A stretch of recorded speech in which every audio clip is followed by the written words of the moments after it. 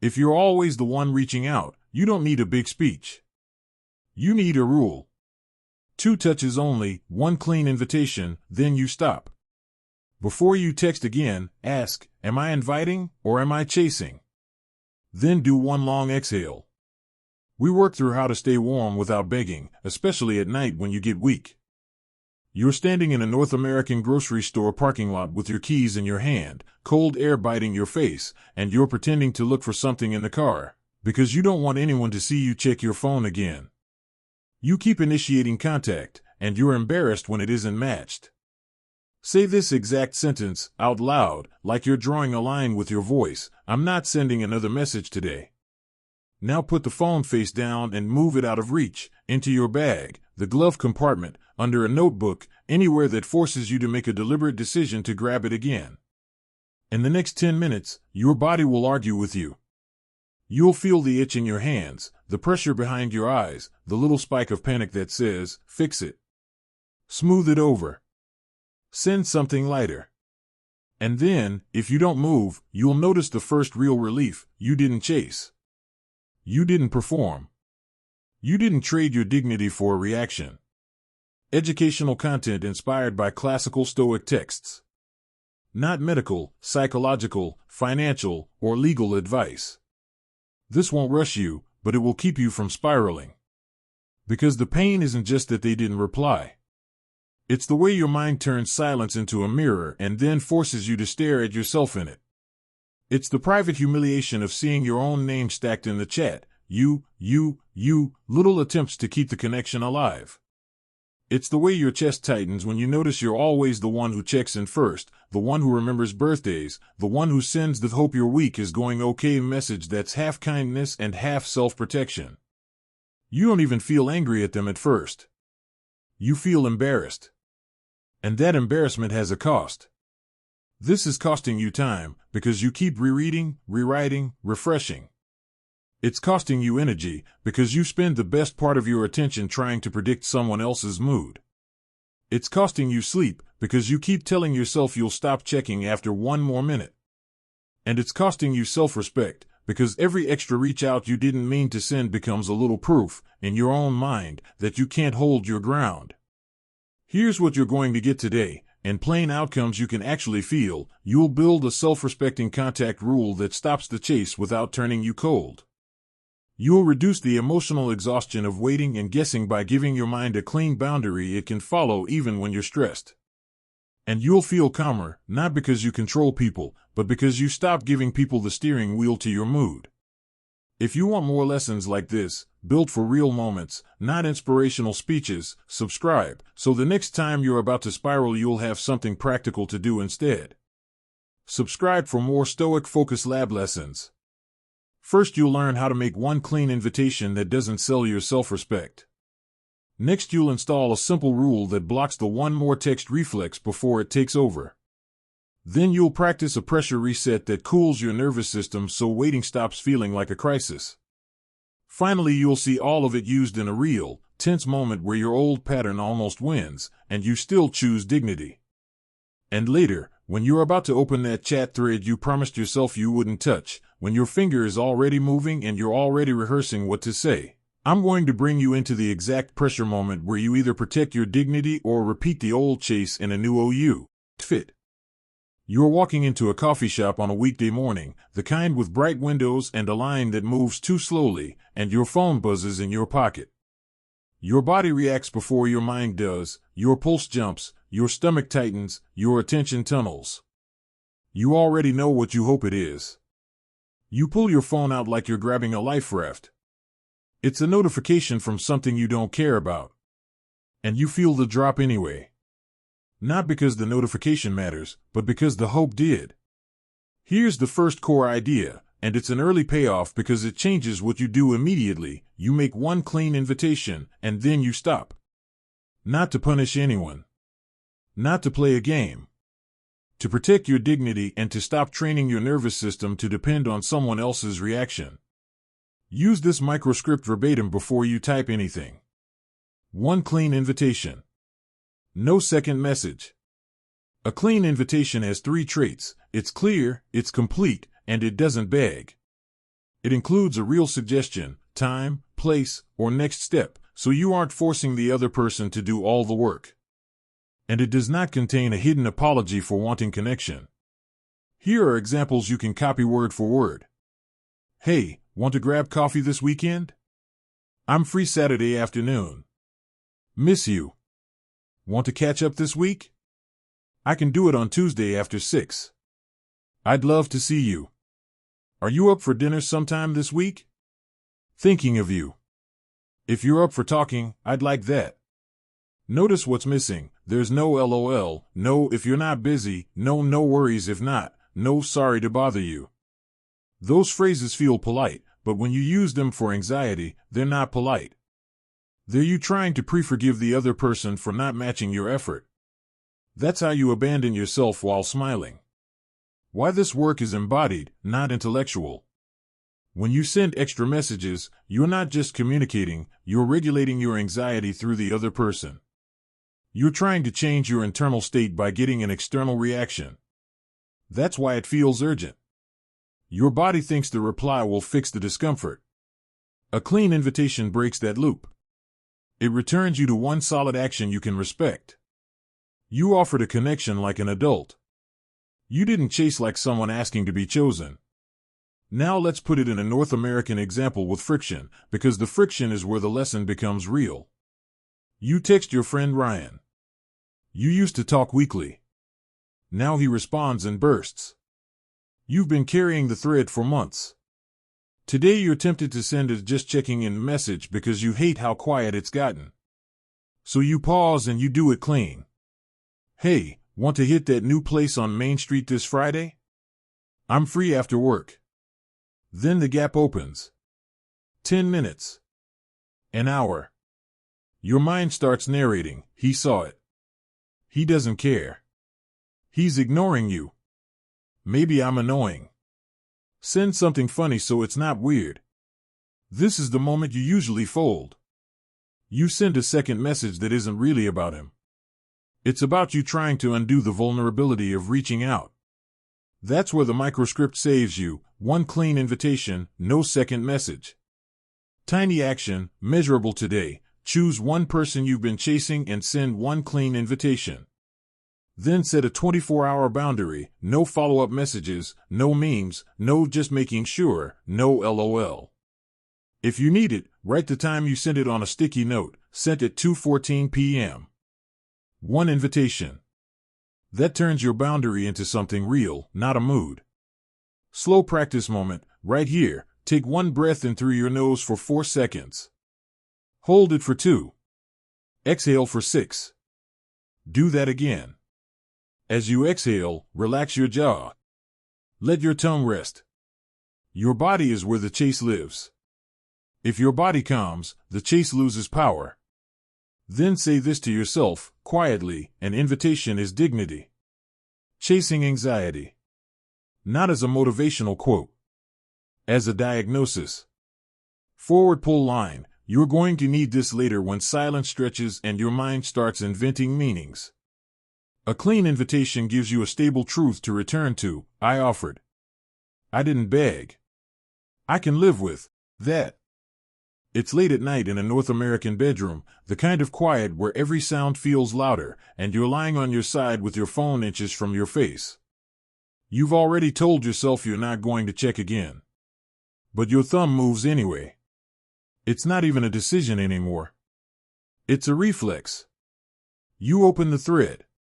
Still nothing. Your chest tightens like you just stepped into cold water. Here's the mistake that keeps you stuck. You treat waiting like a problem to solve. So you solve it with effort. Another message. Another softener. Another hope you're okay. Another joke. Anything that forces the other person to acknowledge you, so your body can relax for 2 minutes. But that relief is expensive. It costs you dignity, and it trains you to depend on external responses to feel stable. The correction is a rule that removes negotiation. When you're stressed, you don't need more thinking. You need fewer choices. Here it is, the 2-touch rule. Touch 1, you send one clean invitation. Touch 2, you respond if they reply. That's it. No third touch. No second follow-up. No just checking. No did you see this? No LOL. If you need it as a microscript, use this verbatim. I don't do third texts. Say it like a policy, not a punishment. Policies protect you from being talked out of yourself. Why it works is simple. Most spirals aren't one big breakdown. They're a series of tiny compromises made under emotional pressure. The two-touch rule cuts the chain. It prevents you from bargaining away your self-respect one small message at a time. Now the North American friction example. You're texting someone you're seeing, Alyssa. The early phase was easy. Now it's uneven. You sent something thoughtful this morning. By evening, nothing. Your mind starts offering interpretations. You don't even want to interpret, you just want the discomfort to stop. And then your brain offers the disguised third text, send something casual so you don't seem needy. You start typing, LOL busy day? That's the moment to pause. That's the moment to name what it is, third text. And if you do third texts, you train yourself to be the one who carries the connection. So you stop. You put the phone down. Your body protests. Your mind bargains, okay, not a text. I'll just like her story. That's not chasing. But if the purpose is to get noticed, it's still chasing. Here's the pattern interrupt. Ask yourself this question before you touch the thread again. Am I inviting or am I chasing? If it's inviting, it's clean and complete. If it's chasing, it's trying to soothe you through them. Now add the breath, the smallest physical reset that keeps you from obeying the urge. Inhale for 4, exhale for 6, once. Longer exhale tells your nervous system, we are not in danger. Because that's what chasing is, your body acting like silence is danger. Tiny action today, write this on paper somewhere you'll see it, desk, mirror, notes app. 2 touches only. And pick a week time, maybe 9:30 p.m., maybe when you get into bed, and set an alert that simply says, 2 touches. Not to scold you. To interrupt you. Forward pull line, later, when you're tempted to just check, you'll have a standard that doesn't depend on your mood. That's the point. Your mood can be messy. Your standard stays clean. Here's a belief that sounds noble but quietly ruins your relationships. If I don't keep reaching out, I'll lose them. That belief makes you feel responsible for maintaining the bond alone. It turns you into the manager of the connection. And when you become the manager, you stop being a participant. You become an employee hoping for approval.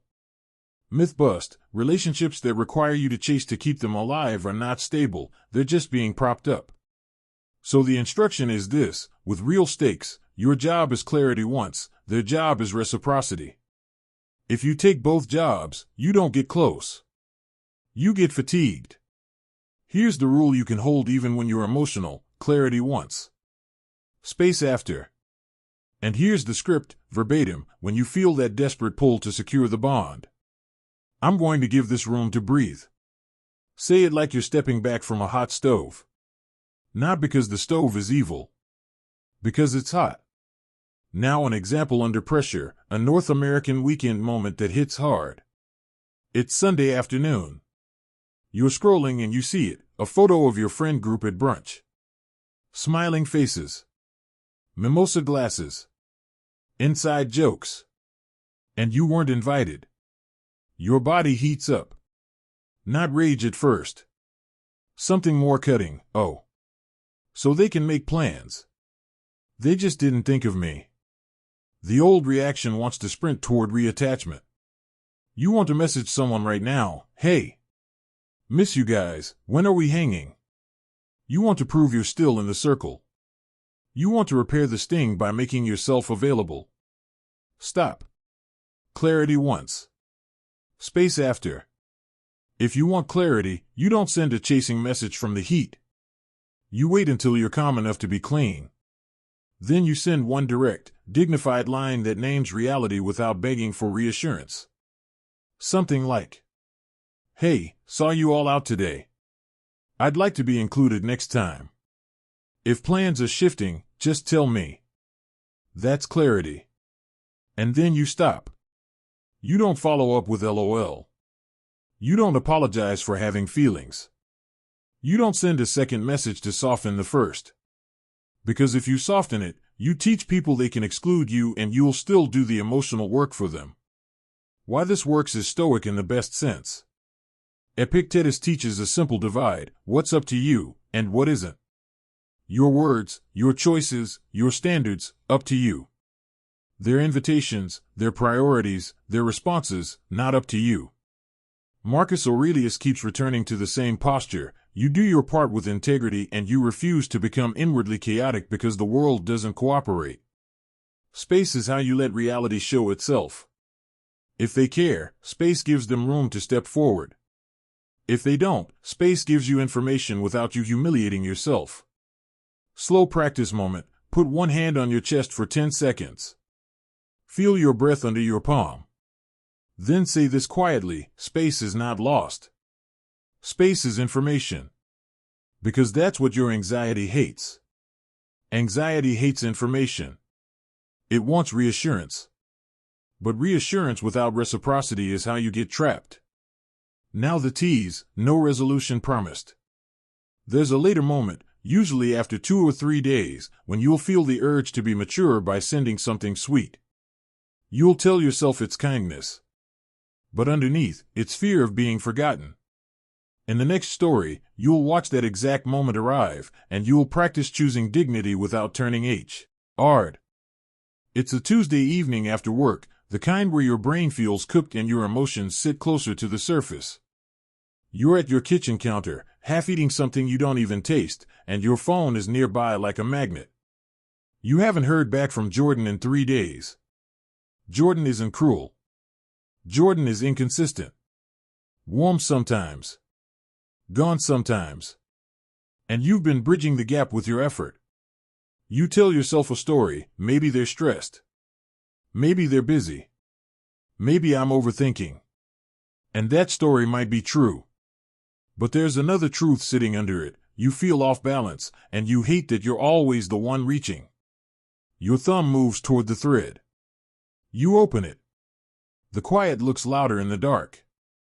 Your stomach tightens. And immediately your mind offers the old solution: send something small. Something safe. Something that proves you're chill. You start typing: hey, hope your week is going okay. It's a sweet sentence. It's also a third touch disguised as kindness. This is where the old reaction almost wins, because it feels so reasonable. Your anxiety dresses itself in manners. You pause. You hear the line from earlier, like a clean click of a lock: I'm not sending another message today. Not forever. Not dramatically. Today. You put the phone face down. Your mind protests immediately: if you don't reach out, you'll drift. You'll look petty. You'll lose your chance. Your body feels the urge as heat in your hands. Your shoulders are slightly up. Your jaw is tight. This isn't a debate. It's a nervous system pattern.